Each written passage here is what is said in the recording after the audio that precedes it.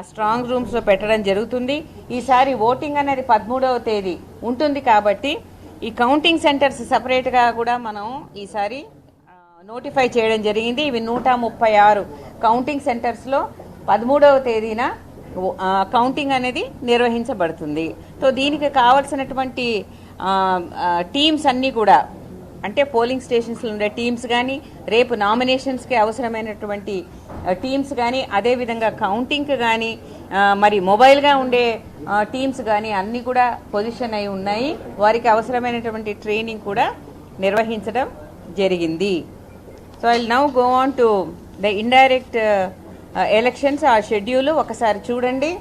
Indirect election schedule notice will be given through an authorized gazette officer. ఈ gazette ఆఫీసర్ని collector గారు నియమిస్తారు. అది ఆ నోటీస్ ఫర్ ద మీటింగ్ అన్నది 14వ తేదీన ఇవ్వడం జరుగుతుంది. అది ఇచ్చిన తర్వాత ఆ oath of office all ward మెంబర్స్కి 16వ తేదీ ఉదయం 11 గంటలకు ఓత్ ఆఫ్ ఆఫీస్ ఇవ్వడం జరుగుతుంది. తదుపరి చైర్పర్సన్, వైస్ చైర్పర్సన్ ఆఫ్ 116 మున్సిపాలిటీస్కి, అదేవిధంగా mayor and deputy mayor of 7 municipal కార్పొరేషన్స్కి indirect elections will be held at 12:30 PM on 16th. So ఇది తెలుగులో చెప్పాలంటే 14వ రోజున గెజెటెడ్ ఆఫీసర్ గారు డిస్ట్రిక్ట్ కలెక్టర్ గారి ఆదేశాల మేరకు స్పెషల్ మీటింగ్ అనేది కన్వీన్ చేస్తారు. ఈ విధంగా ఫలానా చోట మీటింగ్ ఉంది అనే ఒక నోటీస్ అనేది ఇష్యూ చేస్తారు. చేసిన పిదప 16వ రోజున ఉదయం 11 గంటలకు ఎన్నిక కాబడిన వార్డు మెంబర్లందరికీ కూడా ఓత్ ఆఫ్ ఆఫీస్ అడ్మినిస్టర్ చేయబడుతుంది. మరి 16వ తేదీ 12:30కు 116 మున్సిపాలిటీస్లో చైర్పర్సన్, వైస్ చైర్పర్సన్, అదేవిధంగా 7 మున్సిపల్ కార్పొరేషన్స్లో మేయరు మరియు డిప్యూటీ మేయరు ఎన్నుకోబడతారు. దీంతో ఈ యొక్క ఎలక్షన్ల ప్రక్రియ ముగుస్తుంది. With indirect elections to the chairperson and vice chairperson of the 116 municipalities and mayor and deputy mayor of 7 municipal corporations, we come to an end of the second ordinary elections to these urban local bodies. Thank you very much.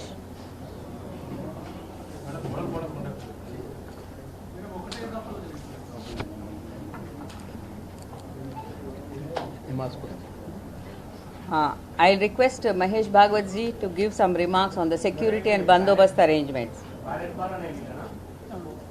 Yes andi. 16,032 ballot బాక్సులు ఉపయోగించబడ్డాయి.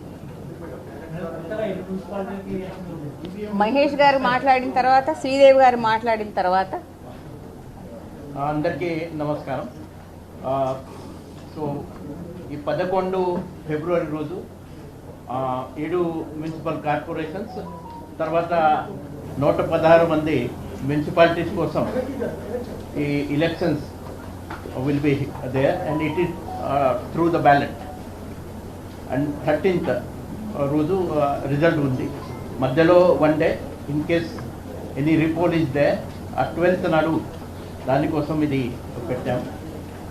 ఈ మొత్తం మన polling stations అన్నీ hyper sensitive, తర్వాత critical, తర్వాత normal, ఈ 3 division చేస్తూ ప్రతి పోలింగ్ స్టేషన్లో కంపల్సరీ మన పోలీస్ సిబ్బంది మన ఎంపిక చేస్తున్నాము. మన తెలంగాణ పోలీస్ సిబ్బందితో పాటు బయట నుంచి కూడా ఫారెస్ట్ డిపార్ట్మెంట్, ఎక్సైజ్ డిపార్ట్మెంట్ వాళ్ళు సిబ్బంది కూడా దాదాపు 2,000 మంది దే విల్ బీ అసిస్టింగ్ అస్.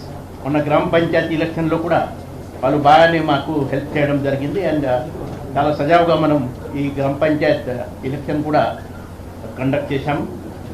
ఈ మధ్యలో ఈ గ్రామ పంచాయతీ ఎలక్షన్ అప్పుడు ఆల్రెడీ 1,800 వెపన్స్ అది డిపాజిట్ చేయడం జరిగింది.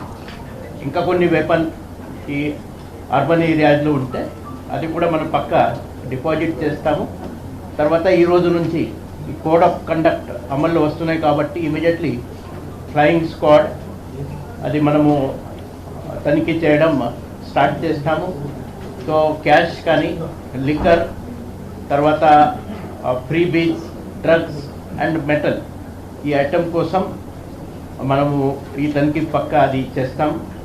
సో మినిమం 50,000 అది దాకా క్యాష్ క్యారీ చేయొచ్చు. ఈ మున్సిపల్ ఎలక్షన్స్ ఎక్కడెక్కడ ఉన్నాయి ఆ ప్రాంతంలో 50,000కి ఎక్కువ క్యాష్ ఉంటే దానికి సమాధానం పక్కా చెప్పాలా. తర్వాత ప్రతి చోట్లో ఎక్కడెక్కడ సీజర్ జరుగుతున్నాయి అక్కడ పక్క మన రిసీట్ ఇస్తాం వాళ్ళకి. తర్వాత అప్పీల్ కోసం కూడా ఎక్కడ మీరు వెళ్ళాలా అదే ఆ రిసీట్ మీద అన్ని డీటెయిల్స్ ఇవ్వడం జరుగుతుంది.